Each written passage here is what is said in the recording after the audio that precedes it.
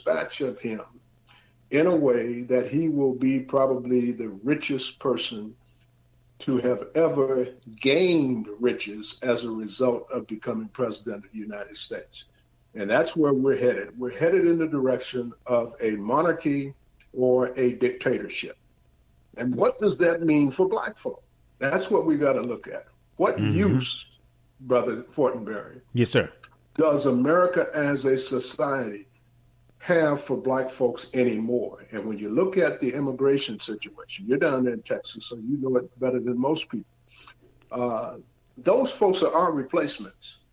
Those people are not coming here on their own.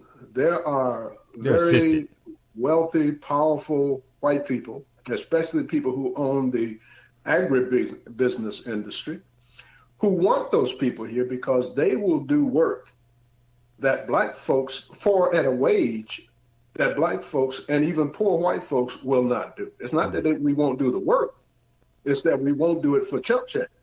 Right. If they want to pay us to go out there in the field and these days and all of that heat and everything else that you got to put up with, snakes and bugs and stuff, then you got to pay us more than $2 or $3 an hour.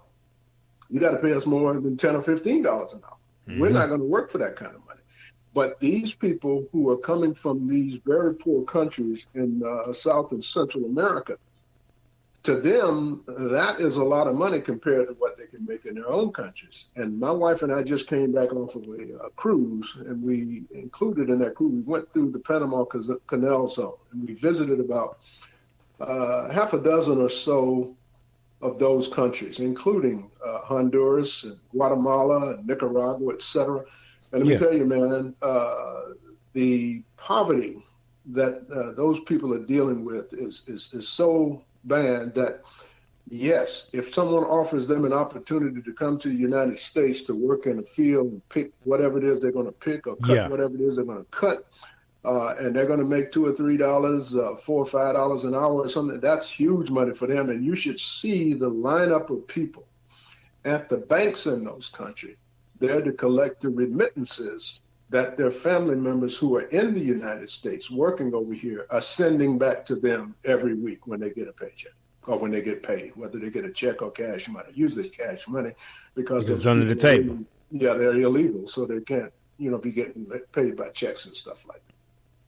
Yep, that's how you do it, man. But they go back. But even as you say to that extreme, though, they see the poverty over there, right? They know the level of poverty. They was able to come over, even if they were making minimum wage or even below minimum wage, they were still able to give back to their family. They were still able to give back to those people because they understood the struggle. They knew the struggle. Right. They understood the pain, right? They say, I'm going to do my part. I know I can do more. I know I'm eventually going to do more. But this is what I can do right now. They reach back. We talked about the talented 10th earlier, right? Where's that reaching back? Where's that giving back to those? Because they don't have it. They don't know it. They need it, but you still go off and give it to a whole level of group of people that already have it. That already they don't need that. They're okay, with what they have right now. But you go away from those other people that need it. So that's a great story that you said, just a real life situation that you just went through. But it goes back to something you were saying earlier, though, how we tie it all in. How they giving back is still important because they know the need, they know the struggle.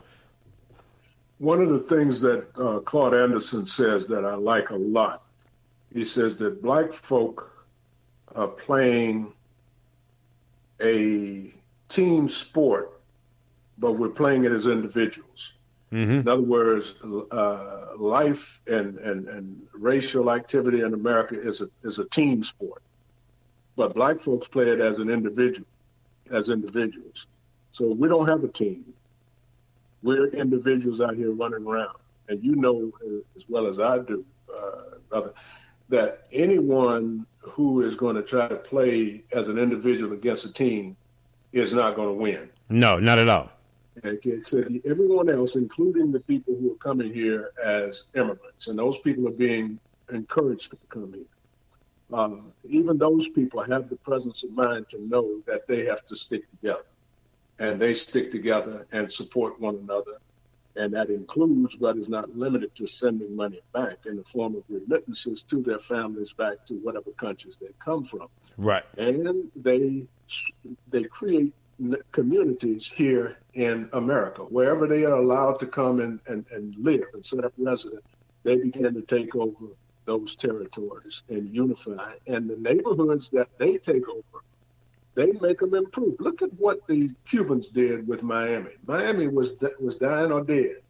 You know, the Jews had pretty much given up on Miami. Yeah, some decades ago before the Castro took over Cuba, and a lot of the white Cubans started coming to Miami. But to their credit, they have really created a dynamic branch of Cuba in Miami. They control Miami and Dade County, completely control it. So, and they've made a lot of improvements. So even black folks love to go down on South Beach now. Well, who are they spending their money with when they go down on South Beach? They're going to spend their money with the Cubans.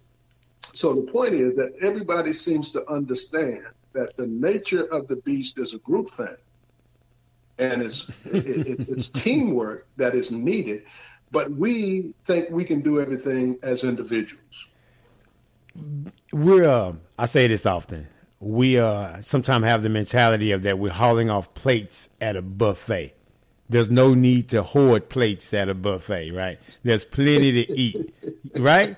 You know, we sticking, you know, you've been to the thing when somebody stick a little piece of cake in the purse or little cookies in there, you know, they take it with them because they just, you know, they ain't going to be, I don't know what's going to be on this flight. I don't know what kind of food they got, so I'm going to take some. So we just taking food and we're eating. There's plenty out there on the table. And so we have that once we get rid of that scarcity mentality, that mindset that there's not enough, that crab in the bucket, if you will, but I don't use that crab in the bucket. I'm like, who put it in the bucket? Because the crab's natural habitat is the water, right? So I want to know who put them in the bucket, who studied them. That what these crabs are gonna do, you know. That's the level I want to dig to, right? Because then once we start getting into that, now we start getting the answers to the question, you know. Because if this other crab have the mentality that if he make it out the bucket and figure out a way to get out, he might just reach back and help me to get up out of this bucket, and then we can be free. That's an excellent analogy. I love the way you put that. Thank you. But I'm just saying, man, that's just we have to be able to see it that particular way. You know, we see us. But another thing, though, man, I've seen it. You can probably attest to this as well. I don't necessarily like the N word when people use that word, right? And they say, oh, it's using love and all that kind of stuff there, whatever. But when we use that and we say those dialogue, because words to me are important, right? And if we say that, all we see is another N word. We don't see a king, queen. We don't see another sister or brother. So we don't really see someone we're willing to help. We don't see anyone we want to help because we see a reflection of ourselves. So if we have self-hate, we're going to just put that hate out there to everywhere and everyone. And even those that are trying to love us, we'll still show hate to those people. And sometimes, man, those people, they'll break and then they'll stop caring. Okay, like I went from not caring to not getting cared about to not caring at all, right? And so a lot of people do that, but because they don't have that understanding that, you know what, I must do this. Everybody isn't built for it. That's why everybody don't do it. You know, everybody can't do what you do over the years to compile the information or whatever, because they made it quit at 50. They made it quit at 45. You know, you still going strong.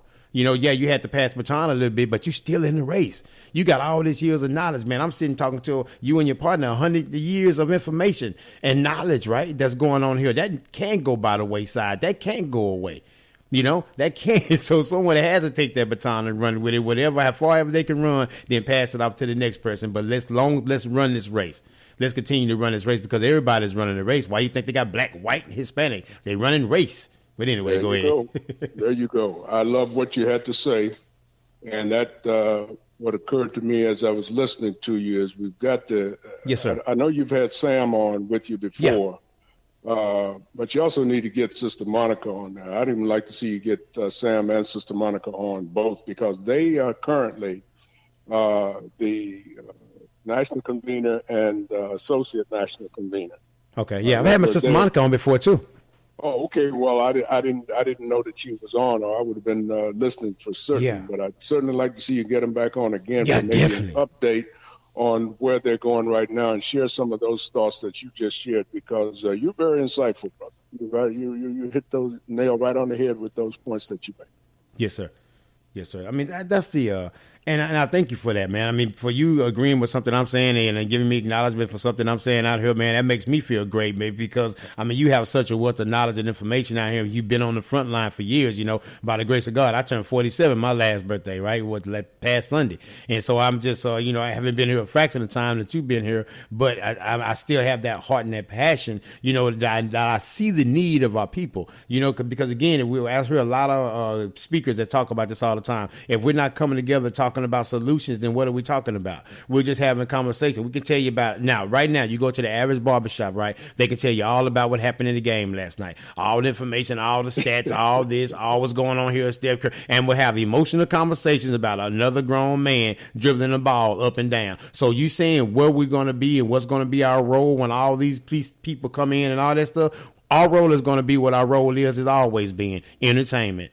Entertainment. All we are has been reduced to is entertainment, mister. So we're just something to make them laugh, make them feel excited, make them feel good or whatever. We're entertainment. And then we even entertainment amongst our own selves because we don't value one another. We devalue one another quickly, and then we run to that negativity than rather run to someone trying to do something. That's why so many people give up, because they say they don't care about each other. Why should I?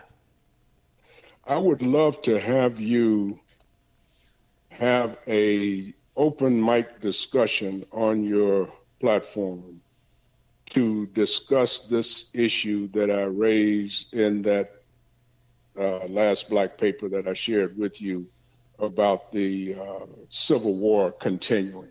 Because I think if you could have that kind of a conversation amongst your listening audience, you would probably surprisingly reach a lot of people who had never given any thought to that before. And maybe that just might be the thing that might trigger some of them, at least, to step up to the plate and join you as yet another brother who still believes in the uplift and advancement of our people. We're losing people, or we're losing that mindset or that mentality amongst our people. So it's good for me to discover you, and I appreciate Sam for having gotten you involved in the movement with us, and I do hope that you will become for our movement what these people that we see on mainstream media, whether it's MSNBC or CNN or any, see you become for our people and our movement what those folks are. Of course, they work for the people who pay them, but we've got to figure out a way to pay you. Exactly.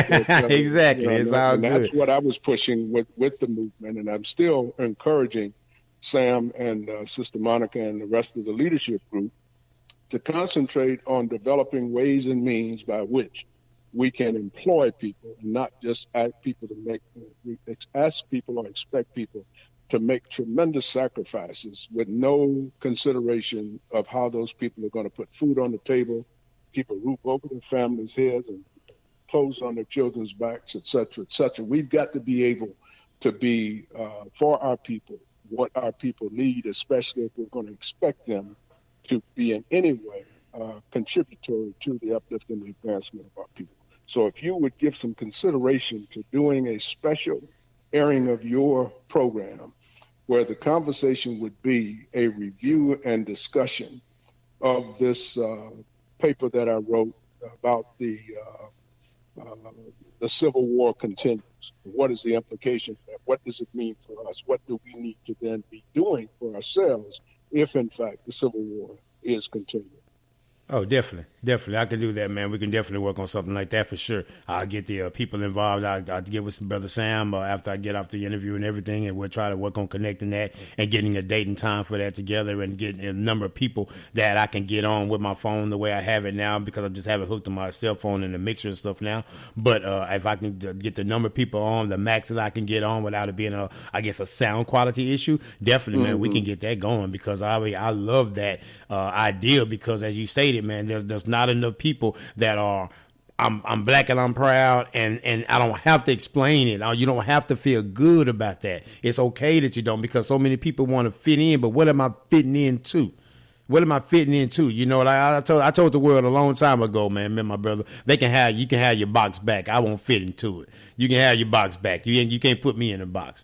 You know, you can't put me in a box. I'm made by the divine hands of God, man, crafted by him, an individual. And I know that because I'm so connected to him, and I know that. And there'll be some that try to steady throw boxes in your way and try to get you to trip over them, but I just kick them on out the way and keep it moving. Yes, they will. Well, I've thoroughly enjoyed this conversation with you, Brother Fortenberry. I feel that we've made a discovery here. We got ourselves a